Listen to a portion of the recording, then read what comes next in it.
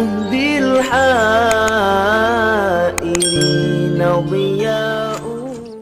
السلام عليكم ورحمة الله وبركاته. بسم الله الرحمن الرحيم. الحمد لله رب العالمين والعاقبة للمتقين ولا عدوان إلا على الظالمين.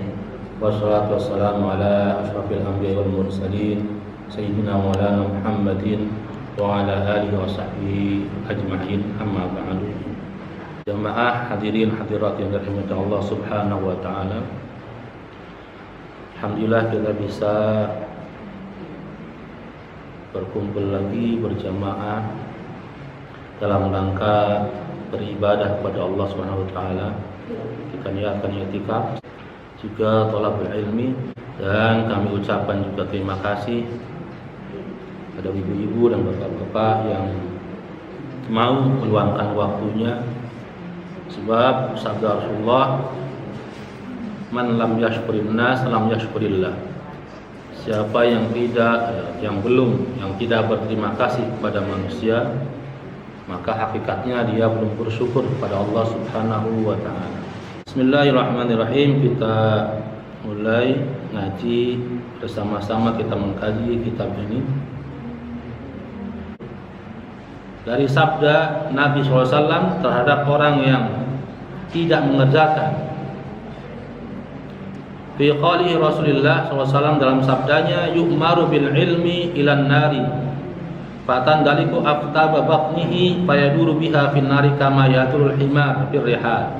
Yu'maru bil ilmi, diperintahkan orang yang punya ilmu Allah masukkan ke dalam neraka. Fatandaliku aftaba batnihi, maka terburailah ususnya, saking panasnya sampai keluarlah ususnya.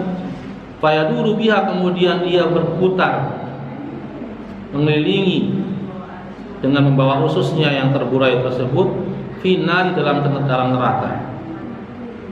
Kama yadurul himaru birrihal, sebagaimana berputarnya keledai ketika menggiling gandum.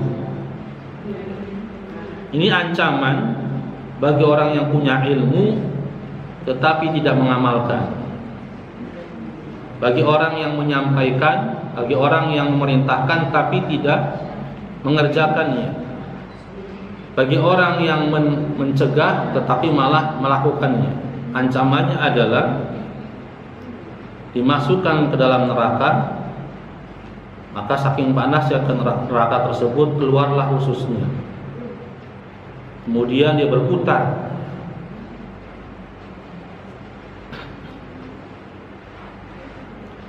Fayajtami'u 'alaihi ahlun nar fayaquluna ma balal ab'an. Maka berkumpullah penduduk neraka dan mereka berkata, apa yang terjadi terhadap orang tersebut? Qad adzana 'ala ma bana, sungguh orang tersebut menambah kesusahan kita. Fayaquluna innal ab'ad kana ya'muru bil khair wa la ya'tihi wa yanha 'anil syarri wa ya'tihi. Jadi penghuni neraka semua ketika ada seorang alim, orang punya ilmu tidak mengamalkan, dimasukkan Allah ke dalam neraka, itu terburai ususnya, kemudian muter-muterin ususnya tadi seperti keledai muter giling gandum. Dan penduduk neraka semua pada berkata, ada apa dengan orang tersebut? Malah menambah kesusahan para penghuni neraka. Fayaqul, kemudian malaikat menjawab, annal ab'ad kana ya'muru bil khairi wa la ya'tihi. Berkata malaikat penjaga neraka, sesungguhnya orang yang celaka tersebut adalah orang yang dulu ya'muru bil khair, memerintahkan untuk berbuat baik, wa la ya'tihi, akan tetapi dia tidak melakukannya. Wa yanha 'anil syarri wa ya'tihi, dan dia melarang orang untuk berbuat keburukan wa ya'tihi, tetapi dia melakukan keburukan tersebut. Wa qala alaihi salam, kemudian Rasulullah SAW bersabda, marartu lailata usriya bi rijalin taqrudu syafaqun bimiqarit minan nar. Lailatul usriya bi, saya melewati pada malam di mana saya di Isra Mi'rajkan, melewati sekelompok orang laki-laki, tuqrabu syafaqun bimaqariti minan nar, yang menggunting lidah-lidah mereka dengan gunting yang terbuat dari api neraka. Faqultu man antum, maka saya bertanya kata Rasulullah, man antum, siapa kalian? Qalu kunna nu'maru, qalu kunna na'muru bil khairi wa la na'tihi. Qalu, mereka orang-orang laki-laki tersebut yang menggunting lidahnya,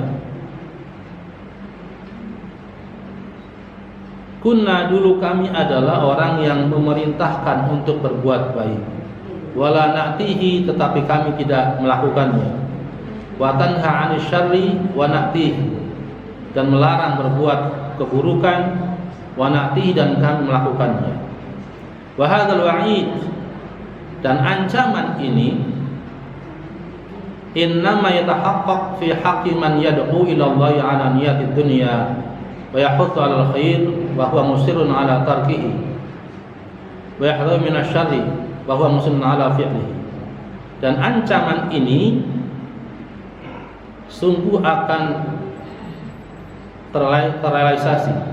Ancaman ini hanya untuk orang-orang yang mengajak, menyuruh kepada Allah dengan niat dunia, bukan niat akhirat, niat supaya tenar. Ancaman ini berlaku bagi orang yang mengajak berdakwah kepada Allah tapi niatnya supaya terkenal. Wa yahutsu 'alal khair wa huwa musirrun 'ala tarkihi, dan menganjurkan untuk berbuat baik tetapi dia berjalan untuk meninggalkannya. Wa yahdharu minasy syarri wa huwa musirrun 'ala fi'lihi, dan mencegah, mengingatkan orang untuk tidak berbuat keburukan, wa huwa musirrun 'ala fi'lihi, akan tapi dia berjalan menuju untuk melakukannya. Riya'an wa sum'atan, di dalamnya termasuk riya dan sum'ah. Wal 'iyadzu billah. Fa amma man yad'u ila babillahi wa huwa ma'a dzalik yalumu nafsahu wa yanhaha 'anil tahsin wa yahutsu 'ala tashmir fan najatu marjuatun lahu. Akan tetapi orang yang menyeru, mengajak berdakwah pada pintu Allah, wa huwa ma'a dzalika yalumu nafsahu, dan orang tersebut mendidik nafsu, mendidik jiwanya dan mencegahnya dari mengurangi, wa yahutsu 'ala at-tashmir fan najatu marjuatun lahu, maka orang yang seperti itu diselamatkan dari ancaman itu. Wa ala kulli hal falladhi ya'lam wa la ya'mal ahsan halan wa rasyada tariqatan wa hamada 'aqibatan alladhi la ya'mal wa la ya'lam. Akan tetapi keadaan orang itu lebih baik, orang yang mengetahui tapi tidak mengerjakan, itu kondisinya lebih baik daripada orang yang tidak mengerjakan dan tidak mengetahui. Warubama qala al-qail, bisa saja orang itu berkata, mimman la yaqal al-kutub kathirah wa fiha ghaniyah wa kifayah wala faidatun fi tasnifi al-kutub fi hadzal zaman. Bisa saja orang berkata, kitab-kitab itu sudah banyak, Dan di dalam kitab-kitab tersebut terdapat manfaat dan banyak sekali pengetahuan. Wala faidatun fi tasnifil kutubi fi hadzal zaman. Maka dan tidak ada faidahnya dalam menyusun sebuah kitab pada zaman ini.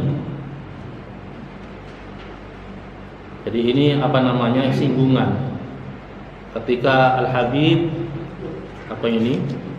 Asy-Syarif Abdullah bin Ali bin Muhammad Al-Haddad mencoba untuk menyusun kitab ini, ada orang yang mengatakan, ngapain ngarang kitab? Sekarang ini kitab sudah banyak sekali disusun para ulama dan di dalamnya manfaat yang banyak sekali. Jadi nggak usah lah, nggak ada manfaatnya nyusun kitab. Ada yang bilang seperti itu.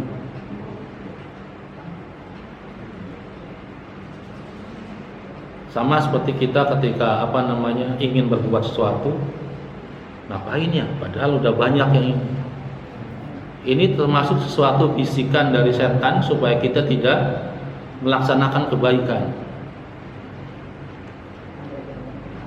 Padahal kalau dilaksanakan mendapatkan pahala. Sama seperti perkataan yang ada di kitab ini. Kitab sekarang itu sudah banyak dan manfaatnya, isi kandungannya baik-baik dan bermanfaat sekali. Maka nggak usahlah, nggak ada faidahnya kita ngarang kitab lagi. Al-Habib juga dikatakan seperti itu.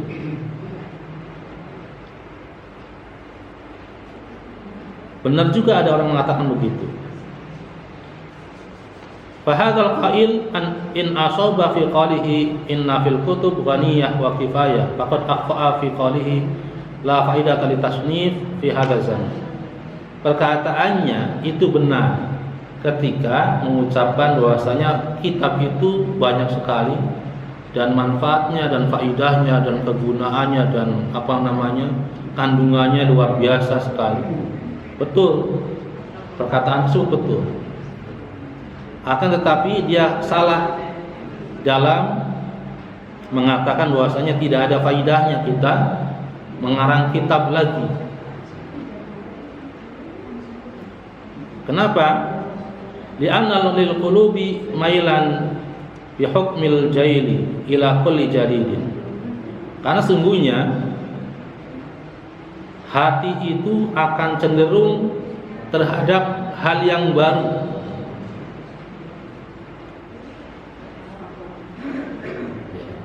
Hati semua orang itu itu akan cenderung terhadap hal yang baru, penasaran apa sih.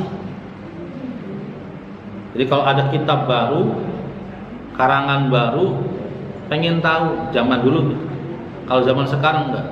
Ada mall baru, pengen tahu isinya apa. Ada rebutan pembukaan mall. Di sana ada mall baru, pada datang semua. Padahal isinya sama aja. Kalau zaman dulu, itu kalau ada kitab baru, pengen tahu, pengen ngaji. Maksudnya adalah setiap hati itu sama. Kalau ada sesuatu yang baru, pengen tahu.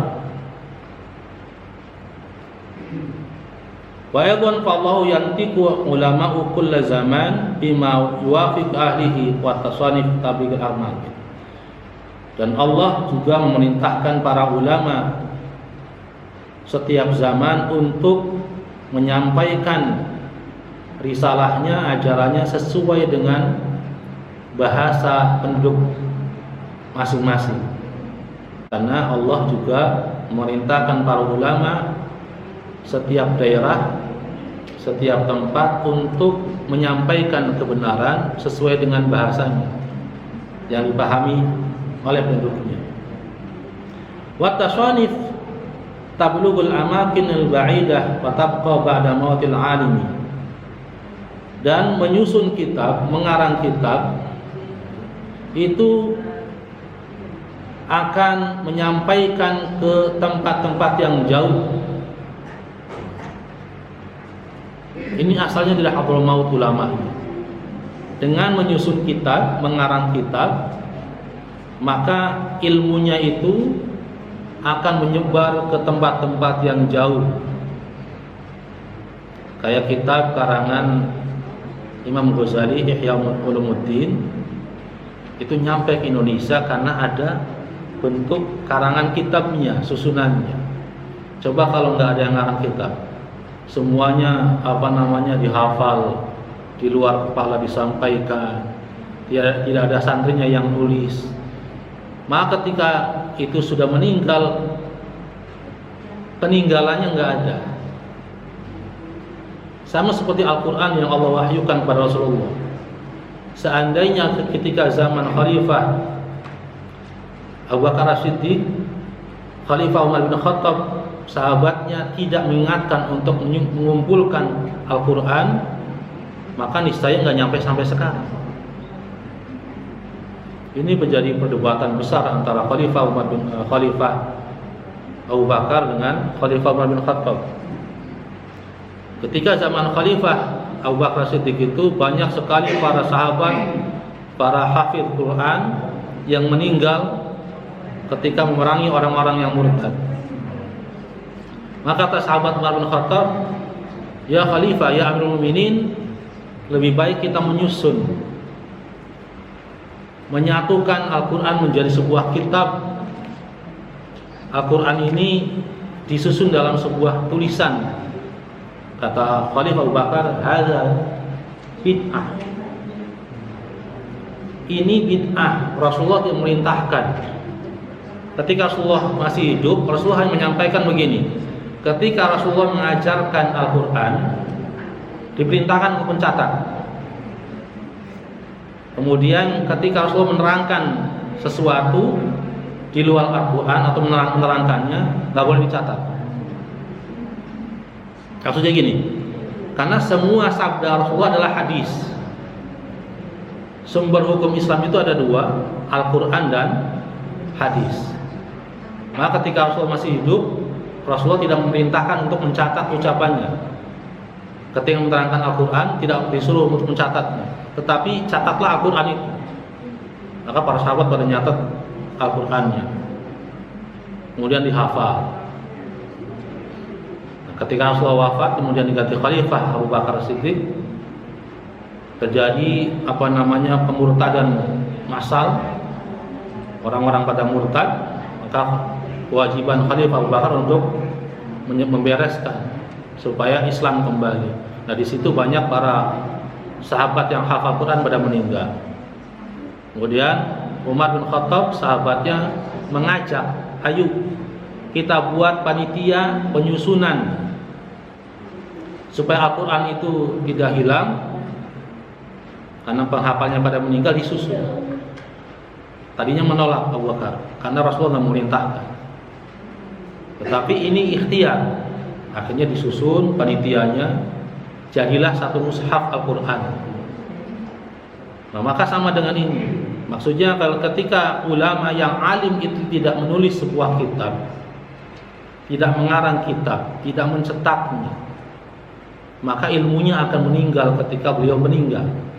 Tetapi dengan mengarang kitab, kitab itu akan diajarkan, kemudian disebarkan ke seluruh pelosok negeri. Ketika beliaunya meninggal, kitabnya masih ada, masih diajarkan.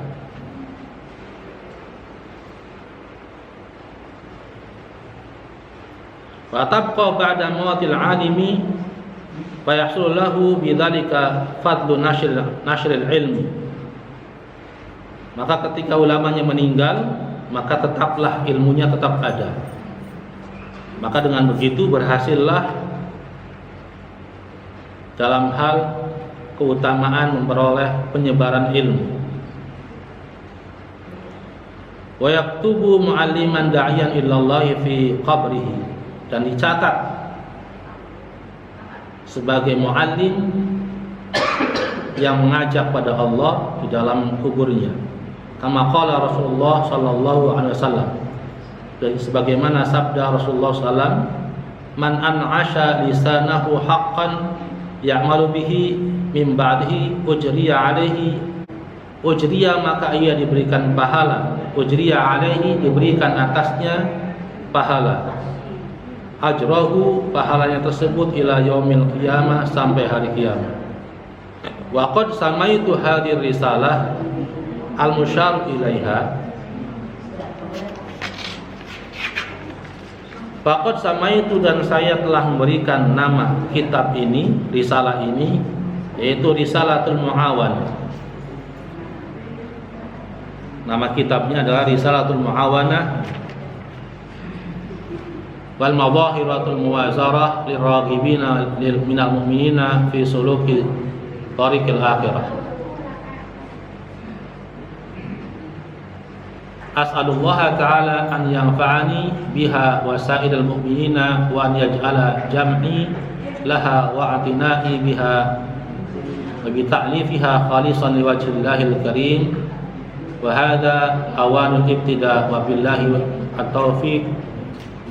Saya memohon pada Allah Ta'ala untuk menjadikannya kitab ini bermanfaat untuk saya dan seluruh orang mukmin,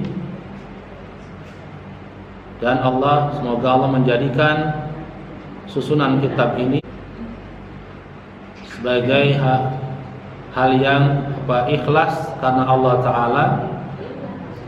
Wa hadza awanul ibtida' wa billahi taufiq, dan inilah waktunya permulaan, dan pada Allah lah, di sisi Allah lah taufik. Fa aqulu, maka saya mengucapkan musta'inan billahi wa mufawwidhan ilaihi wa sa'ilan minhu an yuwaffiqani li ashabati shawab fil niyati wal a'mal wal aqwal, fa innahu waliyyu dzalika wal qadiru alaihi wa huwa hasbi wa ni'mal wakil. Saya memohon pertolongan kepada Allah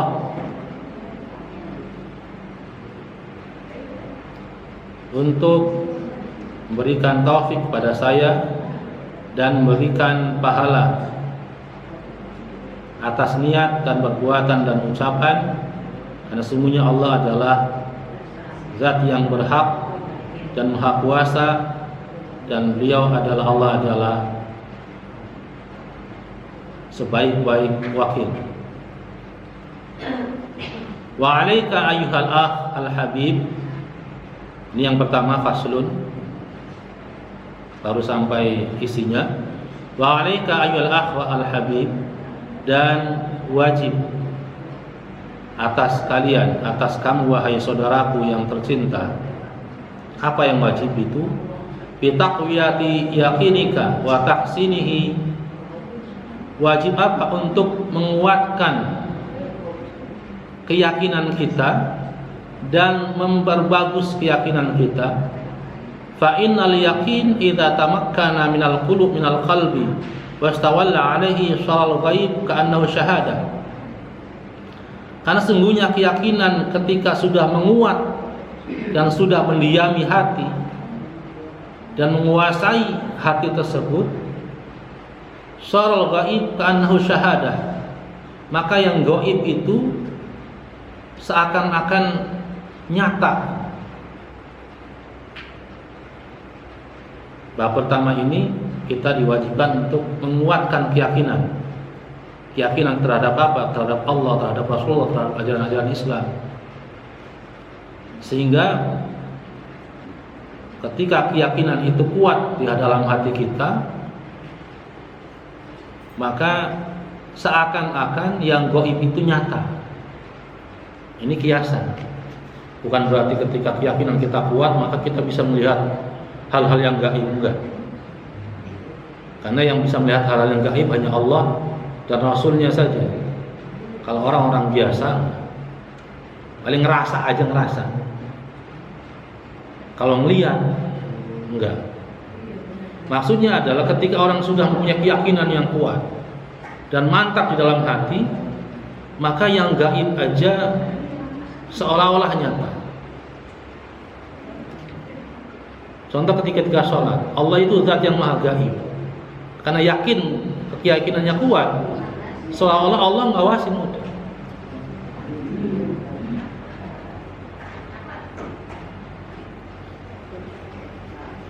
Maka kewajiban kita supaya menguatkan keyakinan kita, jangan sampai goyah lagi. Wa inda dzalika yaqulu al-muqin. Nah, ketika sudah begitu, orang-orang yang yakin itu akan mengucapkan sebagaimana Sayyidina Ali bin Abi Thalib karramallahu wajhah mengatakan, "Lau kasyafal ghita'u masdadtu yaqinan." Kalau sekiranya, kata Sayyidina Ali karena saking yakinnya, kalau sekiranya pandangan hati saya terbuka, masdadtu yaqinan, tidak akan menambah keyakinan saya. Karena sudah yakin sekali apapun yang ada di alam semesta ini, yakin Allah yang menciptakan, yakin kemahakuasaan Allah. Ketika Sayyidina Ali sampai mengucapkan, seandainya mata batin saya dibuka juga nggak bakal nambah keyakinan. Maksudnya apa? Karena sudah yakin sekali bahwasanya alam semesta ini Allah yang menciptakan. Kita di dalam perut ibu 9 bulan hidup. Padahal kalau hidup kondisi begini, kita sudah keluar, sudah bayi saja sudah keluar dari perut ibu, kemudian dikerukuk sama plastik, diikat. Kira-kira hidup apa mati? Otomatis mati, tapi di dalam perut 9 bulan hidup. Itu menunjukkan bahwasanya kemahakuasaan Allah. Bagaimana orang di dalam neraka itu panas begitu bisa hidup? Coba kalau hidup di dunia, panas, terik, adanya azab, makanannya nggak bertahan, mati. Tapi di neraka udah panas, luar biasa panasnya, dikasih makanan-makanan yang tidak mengenyangkan. Laisa lahu ta'amun illa min dhari'. Maka nanti di sana itu ada keterangan supaya kita menambahkan keyakinan kita itu kepada Allah. Dalam ayat Allah yang lain, silakan qul siru fil ardi fanzuru, maka jalan-jalanlah. Jalan-jalan bukan untuk healing. Healing itu nomor keberapa gitu. Jalan-jalan itu bukan untuk refreshing. Refreshing itu tujuannya nomor berapa, ke Batu Raden kemana, tapi untuk supaya menambah keimanan kita, kekuatan keyakinan kita kepada Allah. Jalan ke sana, oh ini ciptaan Allah, subhanallah, luar biasa. Karena orang sudah yakin, keyakinan sudah kuat, iblis apapun nggak bakal bisa menggoda, nggak bakal bisa ngerayu, nggak bakal bisa ngeledek, nggak bisa ngerayu, nggak bisa, malah takut.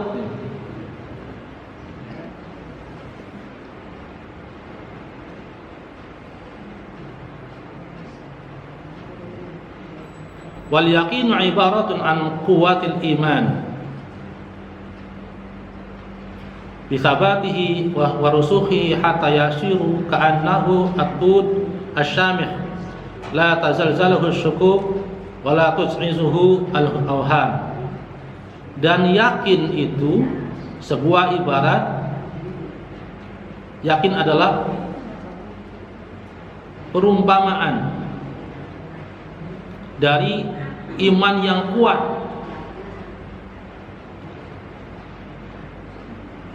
yang merasuk dan menetap di dalam hati sehingga menjadi seperti gunung.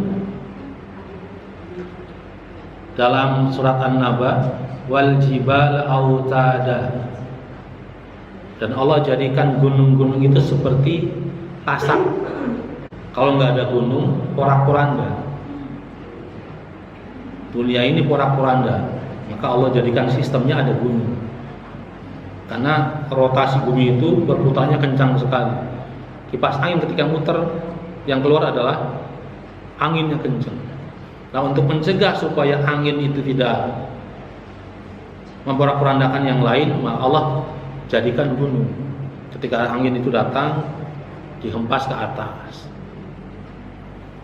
Nah, orang yang yakinnya sudah kuat, imannya sudah kuat, seperti gunung, ada apa aja nggak goyah, tidak akan dihancurkan oleh keraguan, wala tus'izuhu al-awham, dan tidak akan dilenyapkan oleh prasangka. Hatta la yabqa lisyukuk wal awham wujudun battah, sehingga tidak ada tempat di dalam hatinya keraguan dan prasangka. Fa in ja'at min kharijin lam tasihu ilaiha al-udhun al-idna wa lam yaltafit ilaiha al-qalb. Kalau datang dari sisi luar, maka tidak akan merubah, tidak akan didengar oleh telinga. Lam tasgha ilaiha al-udhun wa lam yaltafit ilaiha al-qalb, tidak akan menoleh hati itu. Ketika keyakinan iman sudah kuat seperti gunung tadi, tidak bakal berubah oleh keraguan dan prasangka. Kalau datang dari luar, maksudnya faktor eksternal ya, mengganggu kita, mencoba kita. Karena kita dalam dirinya sudah kuat, maka nggak bakal dengerin. Apa faktor eksternal itu? Untuk menggoyahkan iman adalah iblis tadi.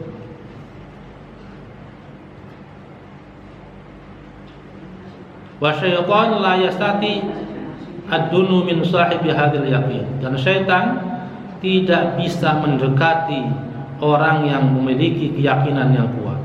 Bal yafirru minhu, bahkan kabur, takut dari orang tersebut. Wa yafriqu wa yaqna'a bis salamah kama qala Rasulullah sallallahu alaihi wasallam. Kabur, takut dari orang tersebut, sehingga orang yakin tersebut tenang dan selamat, sebagaimana sabda Rasulullah, inna syaitana la yafriqu min dhilli Umar wa ma salata Umar fajjan illa salata syaitan fajjan akhar. Sabda Rasulullah tentang Sayyidina Umar. Sayyidina Umar adalah contoh yang memiliki keyakinan yang luar biasa kuatnya. Sabda Rasulullah, sungguhnya setan itu lari dari bayang-bayang Sayyidina Umar. Kalau Sayyidina Umar berjalan di satu gang, maka setan akan mencari jalan yang lain, saking takutnya. Jadi kalau kita, iman kita, keyakinan kita kuat, yang namanya dedemit, kuntilanak, apalagi pocong, genderuwo, kita nongol kabur. Sama seperti Sayyidina Umar, ketika berjalan, setan itu bayang-bayang Umar aja takut. Kita akhiri dengan doa pada majelis. Subhanakallahumma bihamdika asyhadu an la ilaha illa anta astaghfiruka wa atubu ilaik. Assalamualaikum warahmatullahi wabarakatuh. والنور يهدي الحائرين ضياء